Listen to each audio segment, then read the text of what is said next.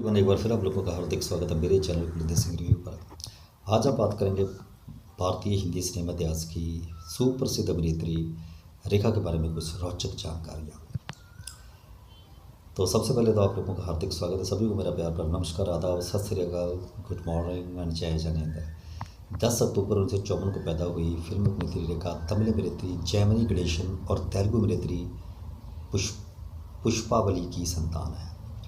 रेखा का जन्म और पालन पोषण चेन्नई में हुआ। जन्म के बाद उनका नाम भानुमति रेखा रखा गया था।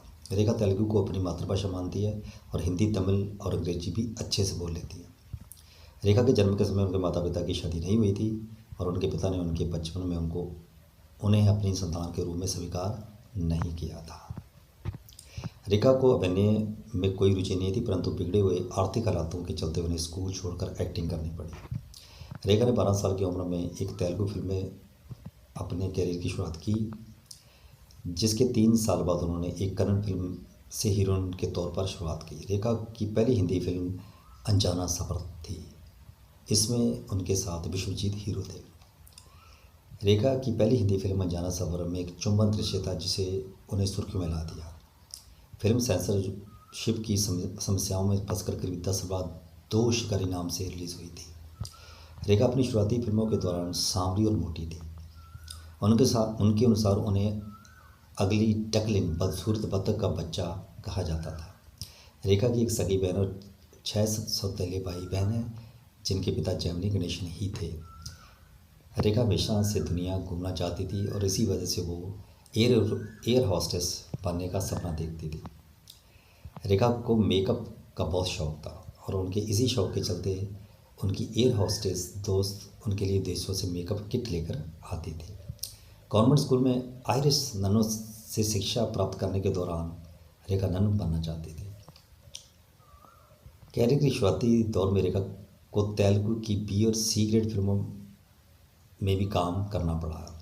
रेखा ने एक बिजनेसमैन मुकेश अग्रवाल से शादी की थी। शादी के कुछ महीने बाद ही मुकेश ने आत्महत्या कर ली थी।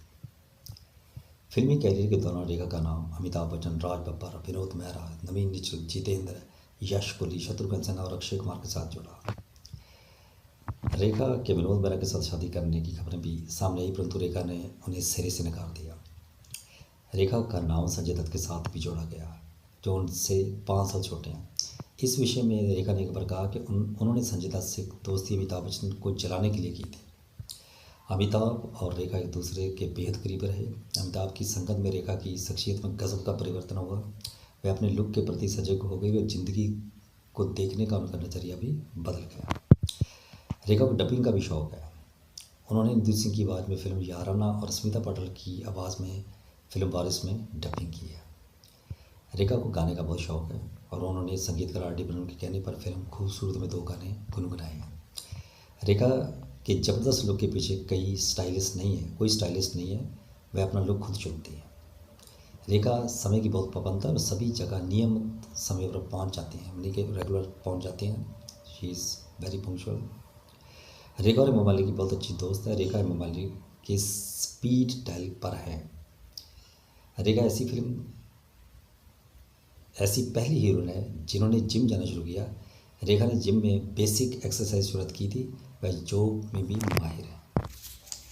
रेखा ने लगभग अपने समय हर टॉप के एक्टर के साथ काम किया और हर एक्टर के साथ उनकी फिल्में सुपरहिट हुई हैं। और उनकी जोड़ी की बात की जाए तो अमिताभ बच्चन के साथ उनकी जोड़ी काफ़ी प्रसिद्ध रही। मुकद्दर का सिकंदर, सिलसिला, सुहाग, ऐसी कई फिल्में रहीं जिनमें दोनों की जोड़ी को बेहद पसंद किया गया। जितेंद्र के साथ भी उन्होंने बहुत फिल्मों में काम किया।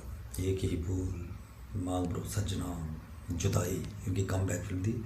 जितेंद्र के साथ भी उनकी जोड़ी काफ़ी अच्छी लगती है। फिल्म इंडस्ट्री की सबसे फिट हीरोइन रेखा ही है। जब वो फिल्मों में नई आई थी तो काफ़ी मोटी और सांवले रंग की लगा करती थी, लेकिन योग करके उन्होंने अपने आप को फिट बनाया और आज वो बिल्कुल इतनी उम्र होने के बाद भी यंग लगती हैं।